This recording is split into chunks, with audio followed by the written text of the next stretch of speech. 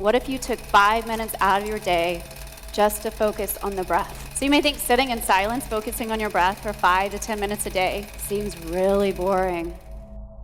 Imagine for a moment, you are lying on your back, taking in your final breath. The air, once something you could freely control, slips away and becomes part of the universe's eternal dance. But you're not dying. You're transitioning from one state of being to another. And today, we'll discover what this truly means for your soul. The final breath. In almost every culture, from ancient Egypt to Eastern philosophies, death is not seen as an end, but rather a passage, a transformation. You may have heard stories of people describing the moment they almost died, telling of a light they saw, or a sense of peace that washed over them. These are not just tales or fanciful imaginings. They represent the shift that happens once the breath of life is no longer present. In fact, the process of death might just be the most significant part of life we fail to truly appreciate. The breath, according to many traditions, is more than just a physical process. In ancient cultures, breath was considered to be the soul's connection to the body. The word spirit itself is often derived from the Latin word spiritus, meaning breath. Breath is what sustains life, but it's also what connects you to something deeper, something beyond your physical body. In many spiritual teachings, it's said that the final exhalation is the bridge, the moment that separates this world from the next. Consider the Buddhist perspective on death. In Tibetan Buddhism, for instance, death is viewed not as an end, but as a transition. The Tibetan Book of the Dead teaches that the moment of death is when the soul begins its journey through various stages toward rebirth. It is during these moments, after the breath stops, in what they call the bardo, that the soul encounters both fear and liberation. The teachings encourage acceptance, helping the soul move beyond attachment to its former life and to embrace the new state it is entering. This idea of the shift also connects with the ancient Egyptian view of the afterlife. The Egyptians believed that when one passed, the heart was weighed against a feather, symbolizing the soul's purity and readiness for its next journey. The breath, in their view, was the key to both life and death, as it was tied directly to the soul's ability to continue on after death. The soul's journey was determined by how well one lived, and as they crossed over into the afterlife, they would encounter new realities.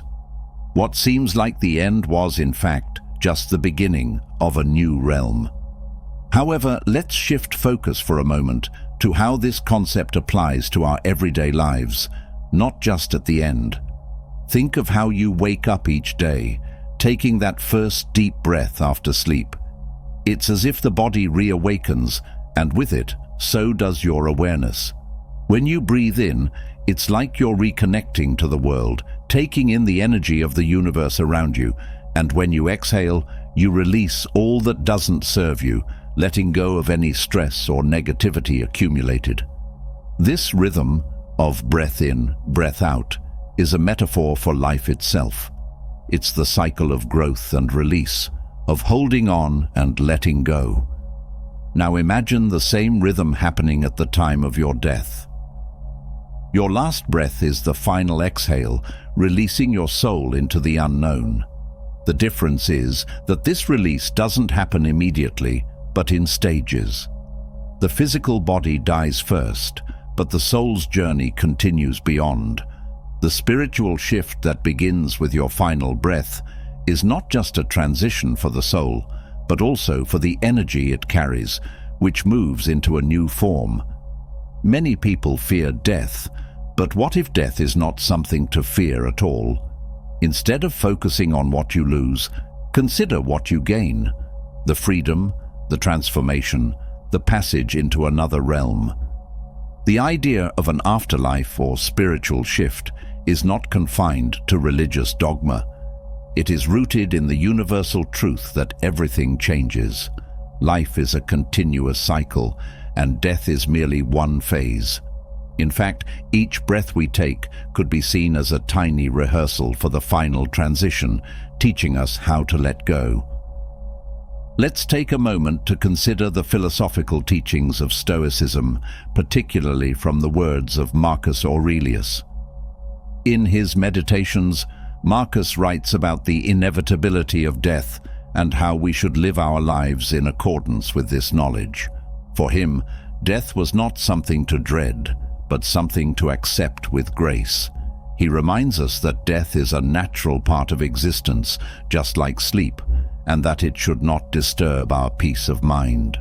The key, as he saw it, was to live every day fully, aware of the transient nature of life, so that, when the time came, we would be ready. When you live with this awareness, it's easier to understand that each breath carries you forward into a new understanding of yourself, and ultimately, of what happens when the last breath leaves. The shift, as many mystics and philosophers have described, is not so much an ending as it is a return to the energy of the universe, a return to the source. This is a belief echoed in Eastern philosophies, especially within Hinduism, where the soul is seen as eternal, constantly reborn until it reaches enlightenment. In these traditions, death is not feared, but seen as a necessary step in the soul's journey. Breathe in, breathe out. And yet, this process of shifting is not only about what happens after you die. It is about how you live too. By recognizing that life itself is a cycle of breathing in and breathing out, of beginning and ending, you can start to understand the deeper, more spiritual dimensions of existence. The breath you take now, as you read these words, is as sacred as the last breath you will ever take. Each one carries with it the potential for transformation, for growth, and for spiritual awakening. So the next time you take a deep breath, pause for a moment. Let the air move into your body like it's not just oxygen, but a whisper from the universe itself, a reminder of where you come from and where you're headed. This breath, though small and unnoticed in everyday life, holds within it an ancient secret. It's not just about the lungs expanding or the chest rising. It's about energy that carries information, energy that remembers. And every time you inhale deeply and consciously, you are receiving more than just fuel for your body. You are receiving a signal, an invitation, and sometimes even a call home. In many spiritual traditions, breath is considered the bridge between the seen and the unseen. In Sanskrit, the word prana means both breath and life force. In Chinese philosophy, it is ki. In Japanese, ki, and in ancient Hebrew texts, it is called ruach, the breath of God. All these terms point toward the same truth. Breath is not just a physical process, but a carrier of energy, intention, and transformation. Each inhale invites a shift, not just in your body, but in your frequency. Because you are not a fixed being. You are more like a radio, and breath is the dial that helps you tune in to higher frequencies, to the version of yourself that already exists beyond fear, beyond lack, beyond confusion. That is where the shift begins, not in some far-off temple or through some rare mystical event, but here, with you, now, in the quiet space between your inhale and your exhale. When you focus on the energy within the breath, you begin to align with a current that is always flowing. And when you align with that current, everything begins to shift. Your thoughts become lighter, your emotions settle. Your body, once tense and defensive, begins to open like a flower touched by the morning sun. This isn't just relaxation, this is transformation. Because when your inner state changes, your outer world follows. There is an old parable about a fisherman who spent his life chasing the sea, thinking the further he went, the more he'd find. But one day, exhausted and broken, he sat still in his boat, letting the waves carry him.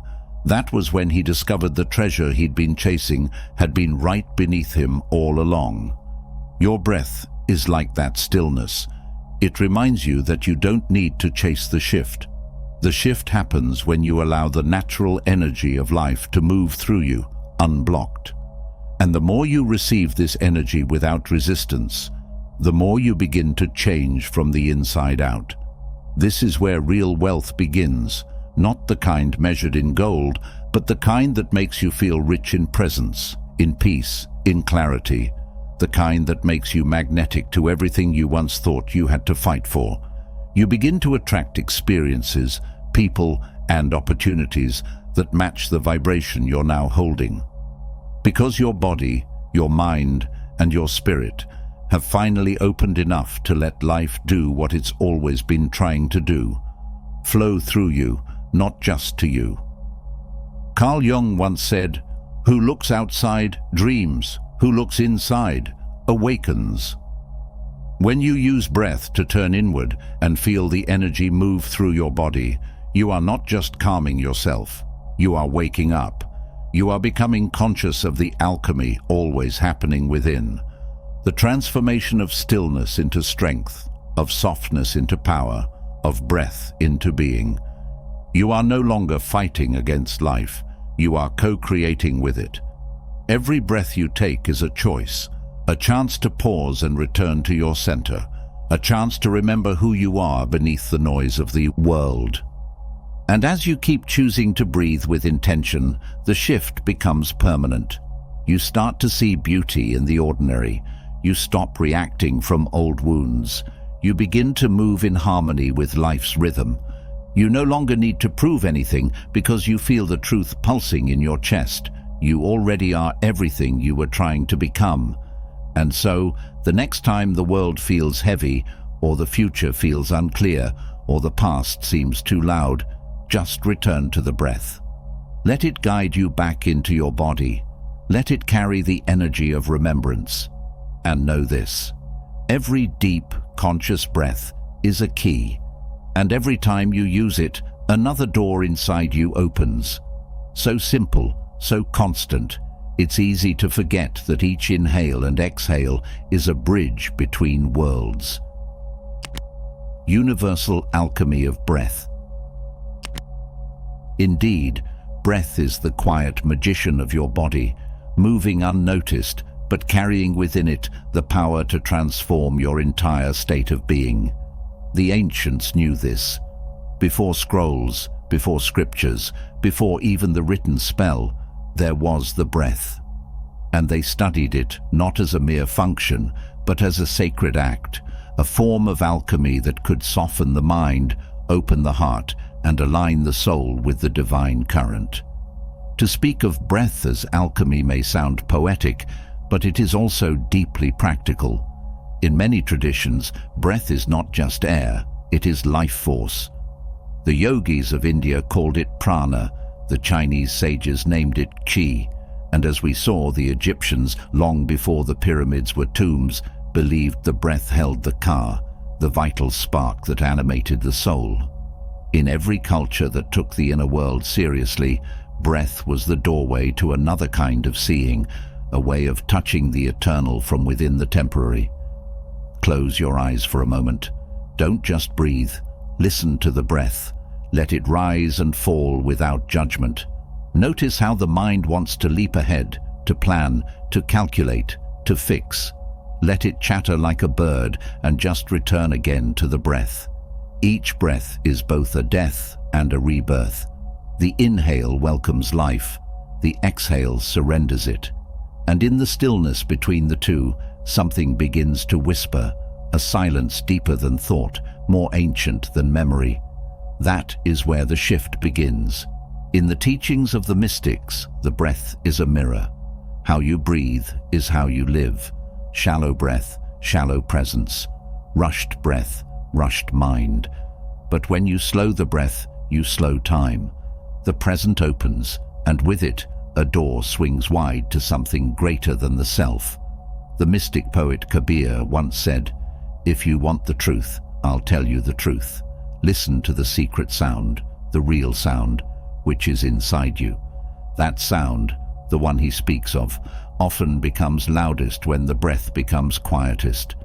There is an ancient pattern, a spiral encoded in nature that moves not in straight lines, but in circles, cycles, waves, seasons. The breath is part of that spiral. When you learn to ride its flow, instead of resisting it or trying to control it, you start to notice the subtle intelligence behind everything. Your breath was never separate from the wind that moves the trees, from the tides that rise and fall. It is all the same current, and it carries you whether you know it or not. When the breath stills, even for a moment, you feel it. The veil thins, the boundaries blur. What seemed like you becomes something more, fluid, radiant, aware.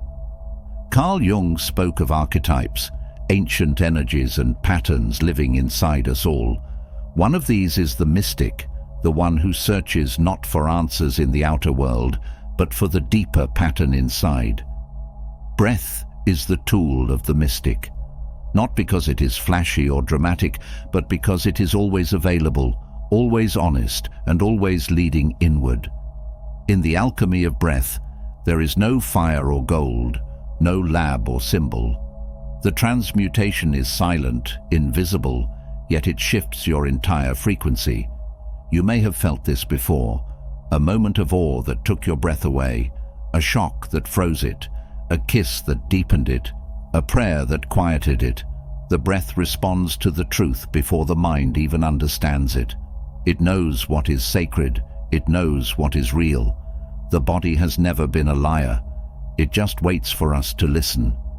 In Native American belief, breath is often seen as a gift from the Great Spirit, a reminder that life is not owned, but borrowed.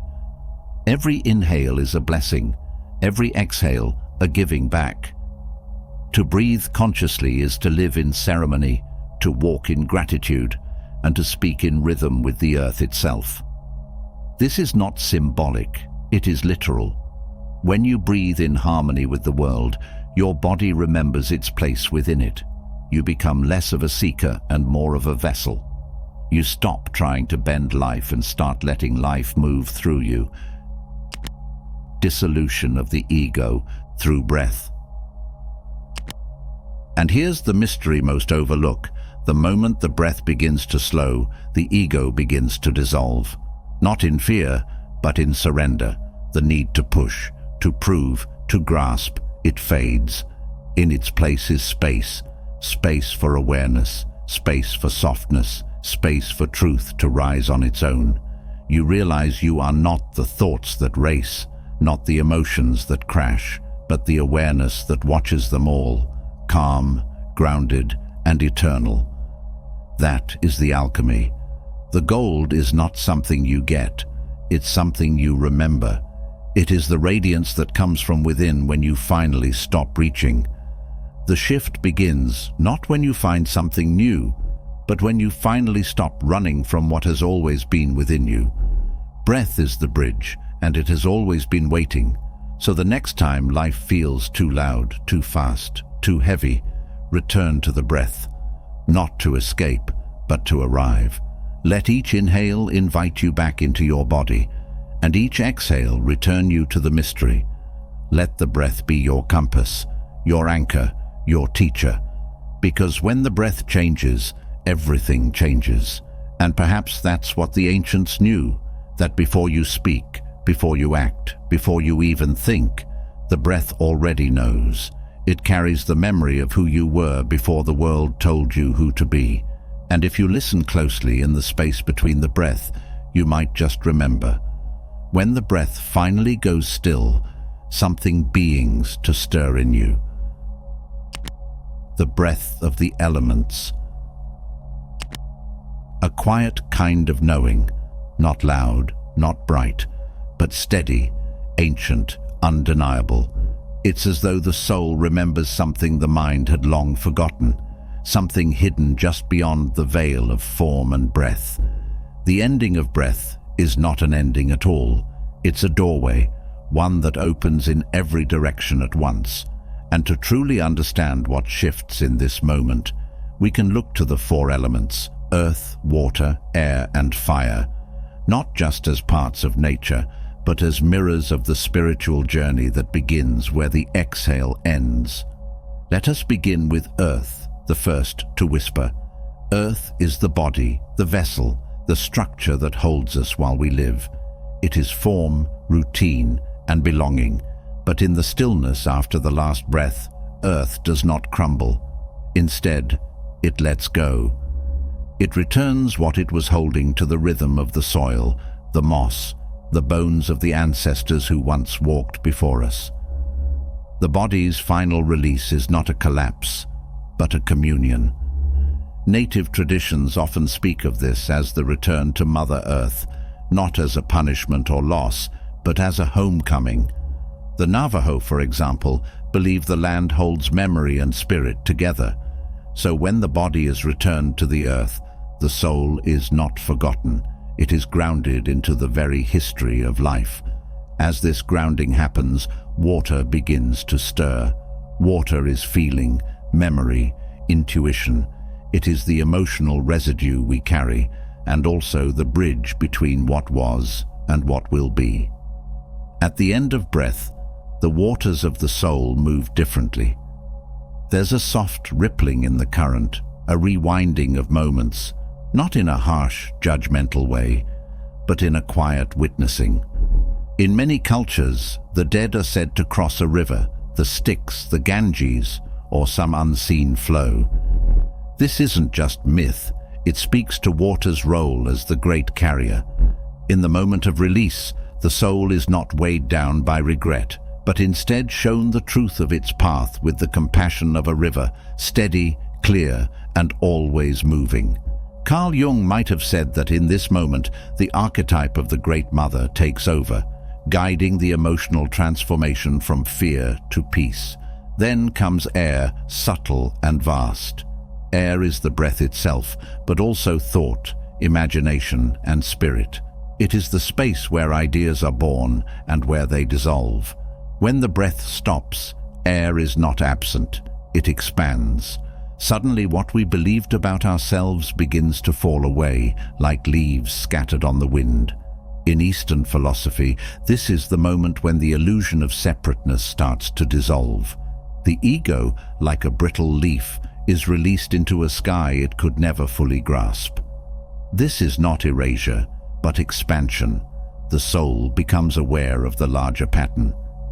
The Lakota Sioux speak of walking in balance with the wind, and in this space, that balance is restored. The mind no longer has to hold every answer. It only needs to surrender to the wind that has always carried it. Finally, we feel fire, the most mysterious of all. Fire is transformation, will, and divine spark. It is what illuminates and what consumes. And at the edge of death, fire does not burn with destruction, but with clarity.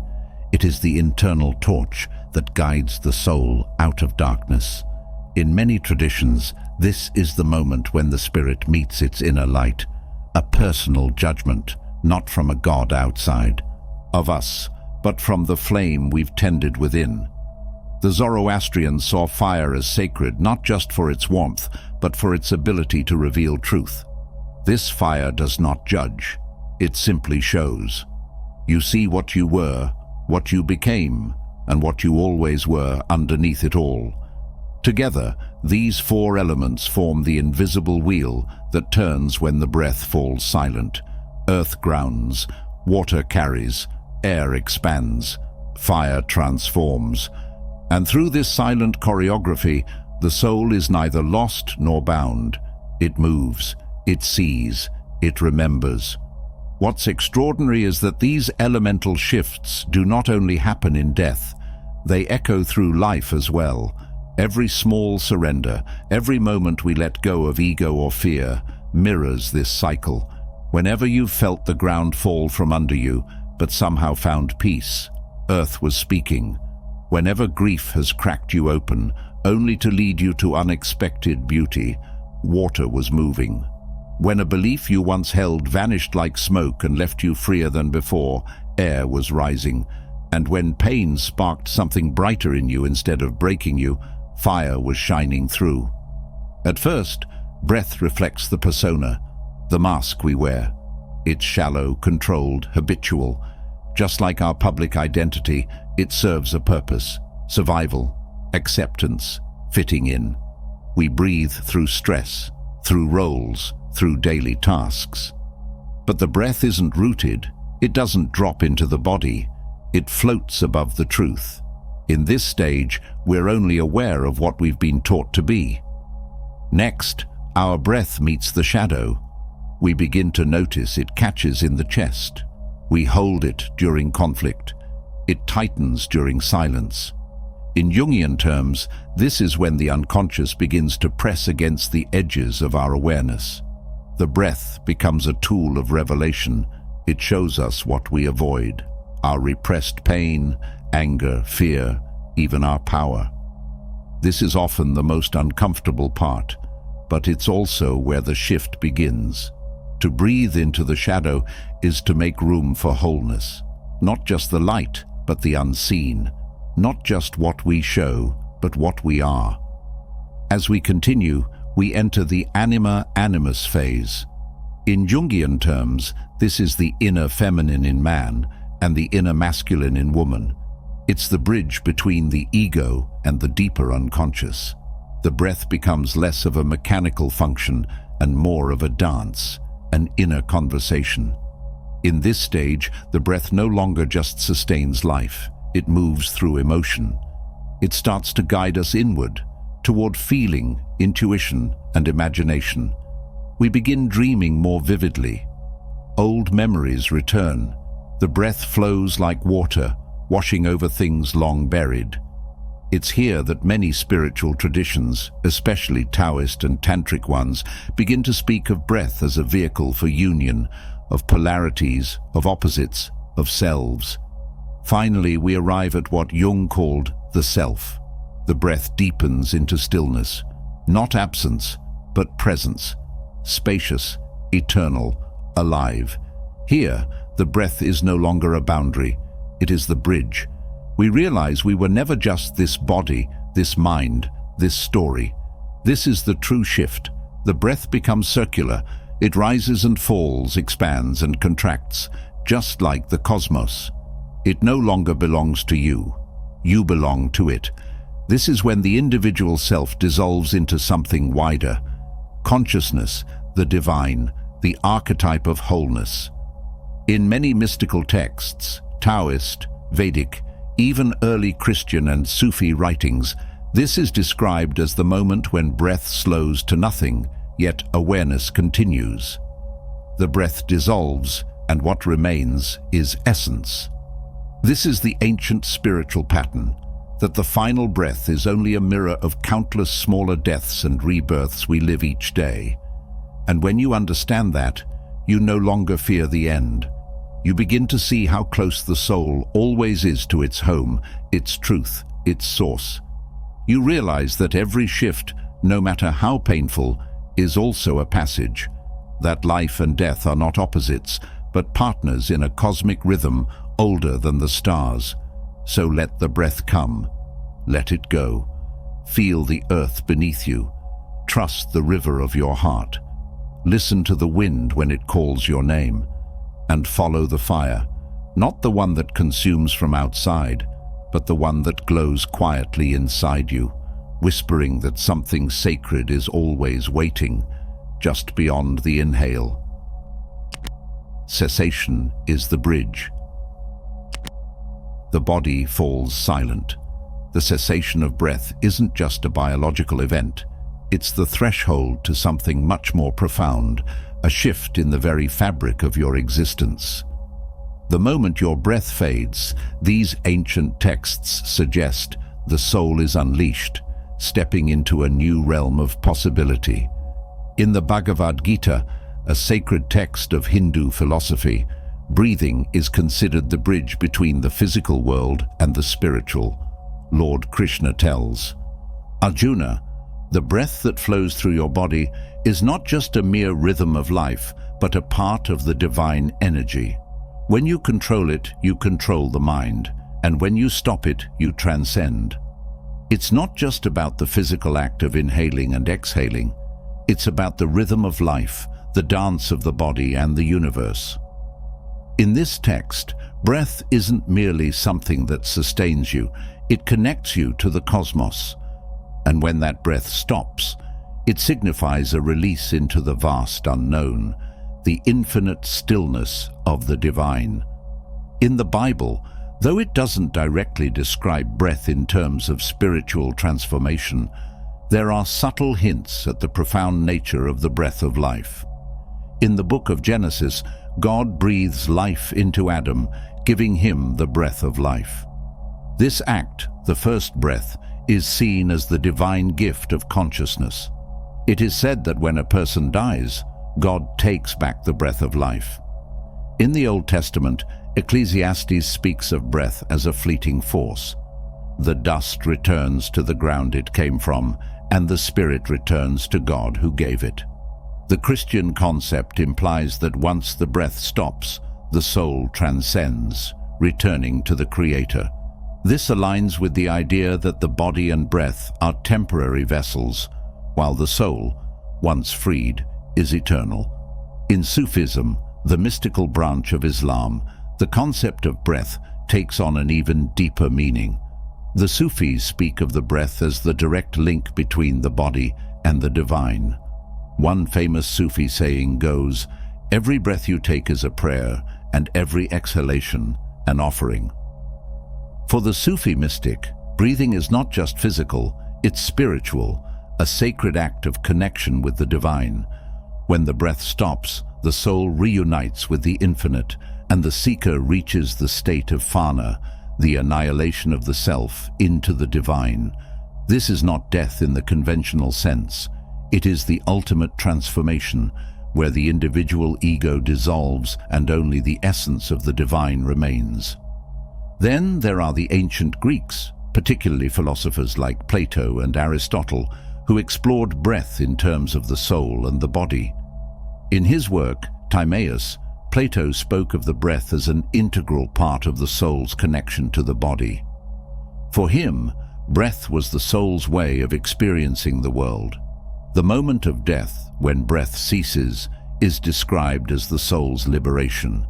It's no coincidence that the Greek word for spirit, pneuma, also refers to breath. In this way, the cessation of breath represents the soul's journey back to its true home, outside of the physical confines of the body. All these ancient philosophies and religions converge on a single point. The moment the breath stops is not an end, but a beginning. The breath, in its sacred rhythm, is the thread that ties us to both the physical and spiritual realms. When it ceases, it is as though the veil between worlds lifts, and we are drawn into a transformation far beyond our understanding.